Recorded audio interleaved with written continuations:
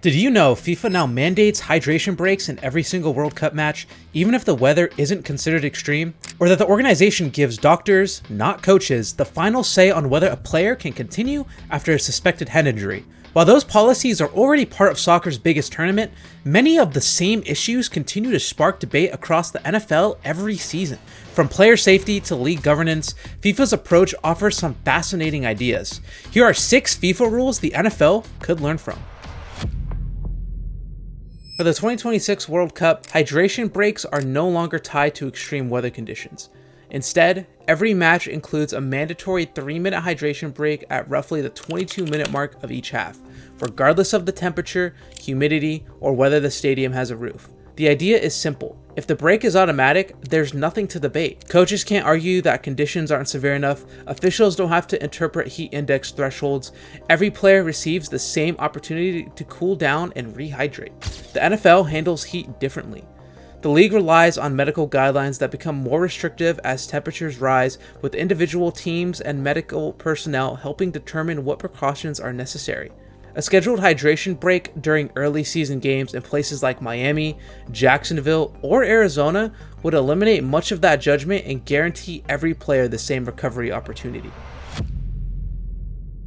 FIFA and the International Football Association Board introduced permanent concussion substitutions so teams can replace a player with a suspected head injury without using one of their regular substitutions. To prevent teams from gaining a tactical advantage, the opposing side also receives an additional substitution. The focus isn't strategy, it's removing any competitive disadvantage from making the safest medical decision. The NFL doesn't have substitution limits, so the same rule wouldn't translate directly, but the underlying principle still applies. Whenever a player's health is involved, teams should never feel they're giving up a competitive edge by taking that player out of the game.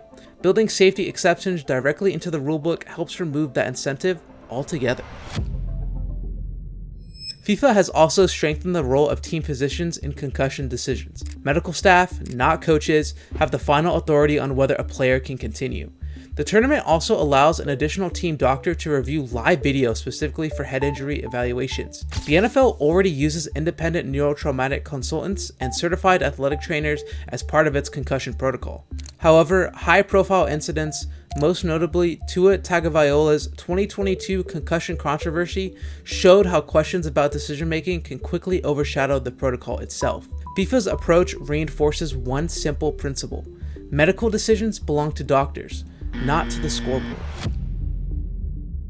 Soccer's disciplinary system is remarkably transparent.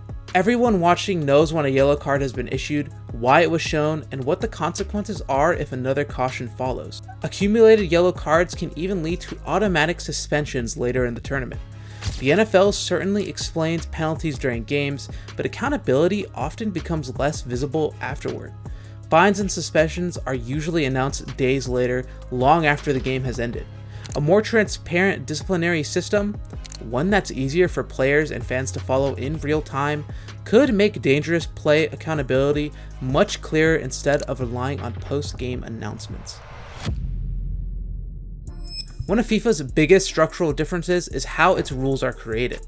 The laws of the game are governed by the International Football Association Board, or IFAB, an independent body responsible for rule changes across virtually every level of soccer. That means safety changes don't depend solely on the financial interests of one league or one group of owners.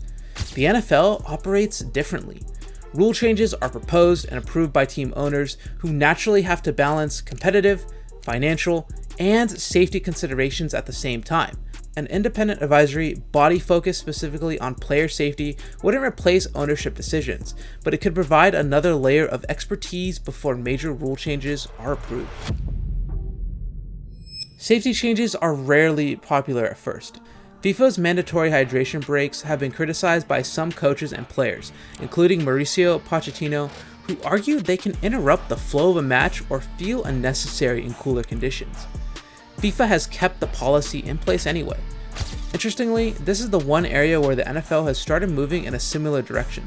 Recent rule changes, including the dynamic kickoff and the hip drop tackle ban, received significant criticism when they were introduced. League officials chose to keep those changes because they believed the long-term safety benefits outweighed the short-term complaints.